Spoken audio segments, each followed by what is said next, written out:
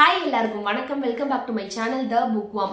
இன்னைக்கு நம்ம J Asher எழுதின 13 ரீசன்ஸ் வை அந்த புக்கோட ரிவ்யூ தான் பார்க்க போறோம். ஸோ இதுதான் அந்த புக்கோட ஃப்ரண்ட் கவர்.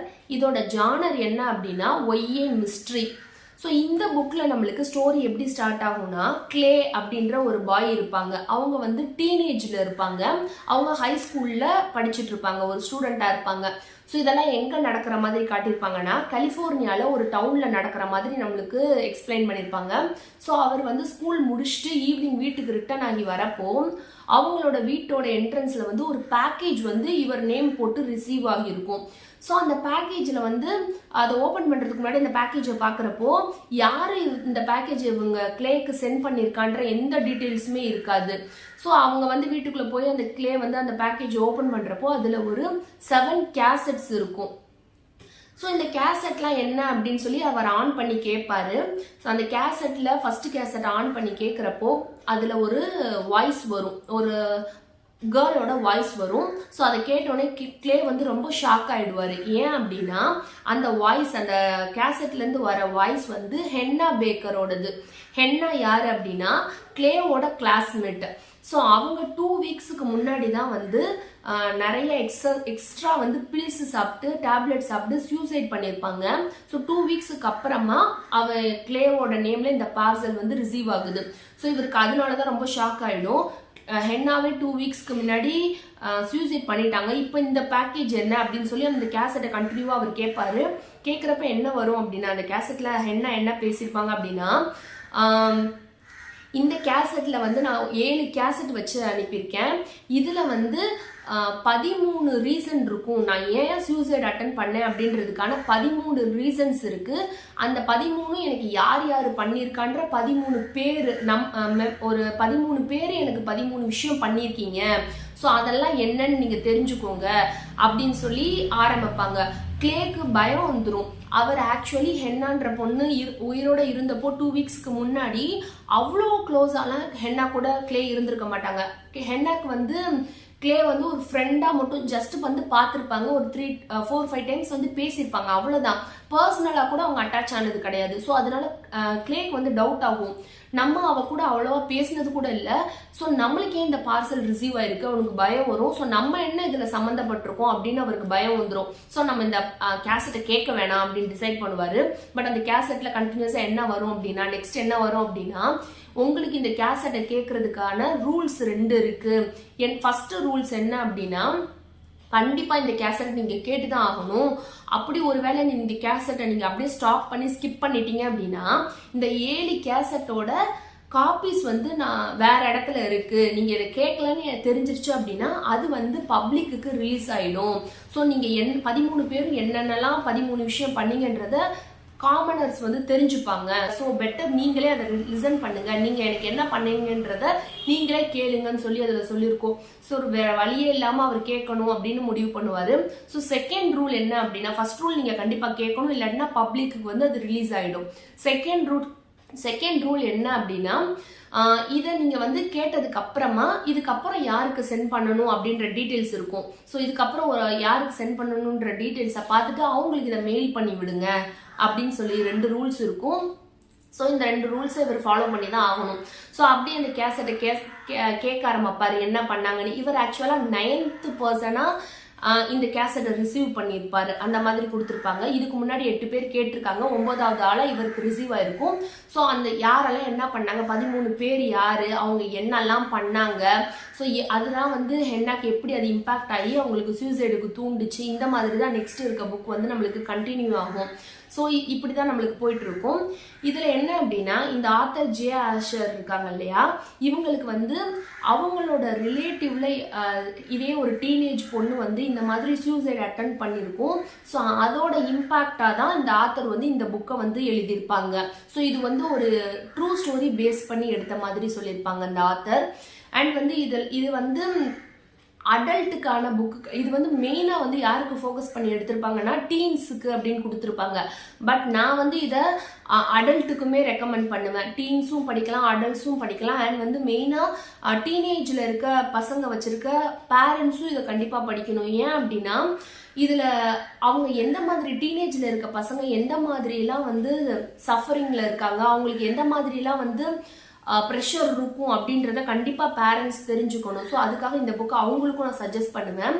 நம்மளுக்கு வந்து ஒரு விஷயம் வந்து இதெல்லாம் ஒரு மேட்ரா அப்படின்னு தோணும், பட் அது டீனேஜருக்கு அது வந்து பயங்கரமா இம்பாக்ட் பண்ணும். அந்த ஏஜ்ல அவங்களுக்கு ஆல்ரெடி பயங்கர ஹார்மோனல் இம்பேலன்ஸா இருக்கனால பயங்கர ஸ்ட்ரெஸ்ல இருப்பாங்க. அதோட சேர்ந்து ஒரு சின்ன விஷயம் நடந்தாலுமே அவங்களுக்கு பயங்கர இம்பாக்ட் ஆகும். ஸோ அவங்க எந்த மாதிரி வந்து சஃபரிங்ல இருக்காங்களா எப்படின்றத பார்க்கணும். ஸோ அதே மாதிரி தான் இந்த ஆத்தர் ஒரு விஷயம் சொல்லியிருப்பாரு, பார்க்கறதுக்கு ஒரு பர்சன் வந்து வெளியே பார்க்குறப்ப ரொம்ப ஹாப்பியா இருக்க மாதிரி நம்மளுக்கு தெரியும், பட் அவங்களுக்கு இன்டர்னலா என்ன சஃபரிங்ல இருக்காங்கன்றது அவங்களுக்கு தான் தெரியும். ஸோ இந்த மாதிரிலாம் நம்ம தெரிஞ்சு வச்சுக்கணும். அப்பதான் வந்து இந்த மாதிரி யாருமே தப்பான டெசிஷன் எடுக்க மாட்டாங்க அப்படின்ற மாதிரி சொல்லியிருப்பாங்க. ஆக்சுவலா அதுவும் உண்மைதான். இந்த புக்ல எப்படின்னா, இந்த புக்கு இதுக்கப்புறம் நான் சொல்ல போறது இல்லை, இந்த மாதிரி தான் 13 ரீசனும் வந்து என்ன யாரு பண்ணா அது எப்படி இம்பாக்ட் ஆச்சு அதுதான் நெக்ஸ்ட் இருக்கும். ஸோ இது வந்து ஸ்பாய்லர் ஆயிரும் இதுக்கப்புறம் சொன்னா.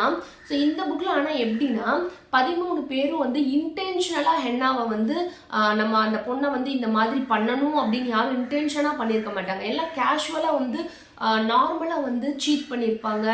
ஆக்சுவலா சீட்டிங் நார்மல் இல்லை, இருந்தாலும் ரெகுலரா எல்லாருக்கும் நடக்கிற மாதிரி சீட்டிங் இருக்கும், பிட்ரேயல் இருக்கும், எல்லாமே இருக்கும். ஹர்ட் பண்ணியிருப்பாங்க, ஃப்ரெண்ட்ஷிப்ல பிரேக் ஆயிருக்கும், இந்த மாதிரிலாம் இருக்கும். பட் எல்லாமே கண்டினியூஸா அந்த 13 விஷயமுமே வந்து ஹென்னாக்கு வந்து தொடர்ந்து நடந்துட்டே இருக்கும். ஸோ அதனாலதான் ஹென்னா வந்து நம்மளுக்கு கண்டினியூஸா ஹர்ட் ஆகுறோம், கண்டினியூஸா யாராவது சீட் பண்ணிடுறாங்க, நம்மளுக்குன்னு வந்து யாரும் இல்லை, எல்லாரும் நம்மளை வேற மாதிரி பாக்குறாங்க அப்படின்ற மாதிரி அவங்க நினைச்சிட்டு இருப்பாங்க. அதனாலதான் அவங்க இந்த மாதிரி முடிவு எடுத்திருப்பாங்க. அவங்களுக்குன்னு கேர் பண்ணிக்கிறதுக்கு நம்மளை யாருமே கேர் பண்ண மாட்டாங்க, நம்ம இதை வந்து யார்கிட்ட சொல்றதுன்னு தெரியல, கைடு பண்றதுக்கு ஆள் இல்லை அப்படின்ற ஒரே விஷயத்துக்காக தான் இவங்க இந்த மாதிரி சூசைடு வந்து டிசைட் பண்ணியிருப்பாங்க. ஸோ அதெல்லாம் தான் இந்த ஆத்தர் வந்து டீல் பண்ணியிருப்பாரு இதுல. இந்த புக்ல நம்மளுக்கு நரேஷன் ரொம்பவே நல்லா இருக்கும். நார்மலா எல்லா புக்ல இருக்க மாதிரி சாப்டர் 1 சாப்டர் 2 அந்த மாதிரி நம்மளுக்கு டிவைட் பண்ணியிருக்க மாட்டாங்க. நான் காட்டுறேன் எப்படி இருக்கும் அப்படின்னா, நம்மளும் அந்த கேசட்டோடயே டிராவல் பண்ற மாதிரி.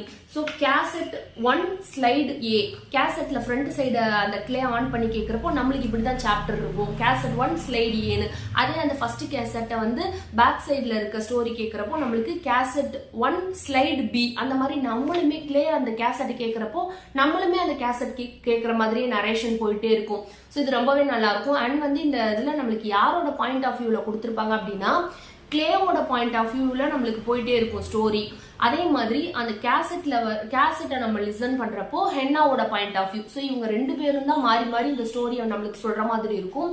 ஆக்சுவலா இந்த புக்கை வந்து பேன் பண்ணதா வந்து நிறைய பேர் சொல்லிட்டு இருந்தாங்க, பேன் பண்ணணும், ஏன்னா வந்து இது வந்து சூசைடை வந்து குளோரிஃபை பண்ணுது, டீனேஜருக்கு ஏதாவது ப்ராப்ளம் இருந்துச்சுன்னா அதை அவங்க வந்து ஹேண்டில் பண்ணாம சூசைட் தான் ஒரே வழின்ற மாதிரி இந்த புக் வந்து போர்ட்ரே பண்ணி சூசைடை ரொம்ப குளோரிஃபை பண்ணுது. ஸோ இந்த புக்கை வந்து பேன் பண்ணணும் அப்படின்லாம் சொல்லிட்டு இருந்தாங்க. பட் இந்த புக்கு வந்து இன்னுமே அவைலபிளா தான் இருக்கு. அண்ட் இதோட வந்து இந்த புக்கை வந்து நம்மளுக்கு அப்படியே இந்த ஸ்டோரியை வெப் சீரிஸா கூட ரிலீஸ் பண்ணியிருக்காங்க.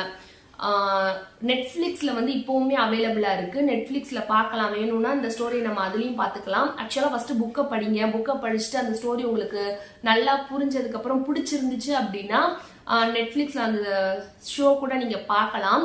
பிகாஸ் ஸ்டோரி படிச்சதுக்கு அப்புறமா நம்ம இமேஜினரியில ஸோ இவங்கன்னா இப்படித்தான் இருந்திருப்பாங்க, இந்த கேரக்டர் இப்படி இருக்கும் அப்படின்னு இருக்கும். ஸோ அது அப்படியே அந்த ஷோல பாக்குறப்போ அவங்க எப்படி நம்ம நினைச்ச மாதிரியே அந்த கேரக்டர் இருக்கா, அவங்களோட அப்பியரன்ஸ்லாம் நம்ம நினைச்ச மாதிரி தான் இருக்கா அப்படின்றத நம்ம கம்பேர் பண்ணிக்கலாம். ஸோ கண்டிப்பா புக்கை படிச்சதுக்கு அப்புறமா ஷோ வேணும் அப்படின்னா அந்த டிவி ஷோ நெட்ஃபிளிக்ஸ்ல கூட அவைலபிளா இருக்கு, பார்க்கலாம். சீசன் வைஸா கூட அவைலபிளா இருக்கு. பட் புக்ல இருக்கிறதோட கொஞ்சம் மாடிஃபை பண்ணிருப்பாங்க நம்மளுக்கு ஷோல. எப்படின்னா புக்ல வந்து ஹென்னா வந்து பில்ஸ் எடுத்து நிறைய எக்ஸசிவா பில்ஸ் எடுத்து இறந்த மாதிரி கொடுத்துருப்பாங்க. பட் ஷோல அப்படி இருக்காது, அவங்க வந்து ரிஸ்ட்டை வந்து ஸ்லிப் பண்ணிட்டு இறந்த மாதிரி காட்டியிருப்பாங்க. அதே மாதிரி இந்த புக்ல வந்து அந்த டேப் அந்த கேசட்டை ஃபுல்லாமே ஓவர் நைட்ல கேட்டிருப்பாரு. ஓவர் நைட்டா உட்காந்து அந்த 13 பேர் யாருன்றத கண்டினியூஸா கேட்டிருப்பாரு, பிரேக் விடாம. அதே ஆனா வந்து டிவி ஷோல வந்து கேப் விட்டு கேட்டிருப்பாரு. ஃபர்ஸ்ட் ஒரு கேசட் கேட்டிருப்பாரு, அதுக்கப்புறம் அவரோட ஸ்கூலுக்கு போயிருப்பாரு, அந்த மாதிரி கேப் விட்டு கேட்டிருக்க மாதிரி காட்டியிருப்பாங்க.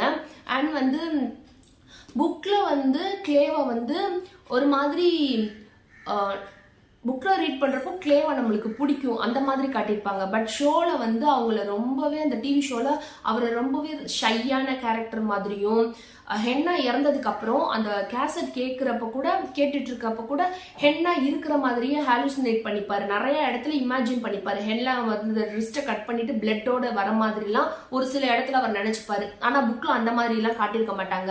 அவர் வந்து கேசட் மட்டும் தான் கேட்பாரு, மற்றபடி அவர் ஹாலுசினேஷன்லாம் பண்ணியிருக்கவே மாட்டாரு. ஸோ இந்த மாதிரி டிஃப்ரென்ஸ் இருக்கும். அண்ட் மெயினாக வந்து புக்கில் வந்து 13 ரீசன் கேட்டதுக்கப்புறம் இவர் இந்த டேப்பை கேட்டதுக்கப்புறம் அவர் வந்து நெக்ஸ்ட் ஒரு பர்சனுக்கு இதை மெயில் பண்ணி வைப்பாரு. இந்த மாதிரி ஒரு குறிப்பிட்ட ஸ்டேஜோட இந்த புக் வந்து முடிஞ்சிடும். 13 பேரும் கேட்டுட்டு ரீசன்லாம் கேட்டதுக்கப்புறம் இந்த புக் வந்து ஸ்டாப் ஆகிடும்.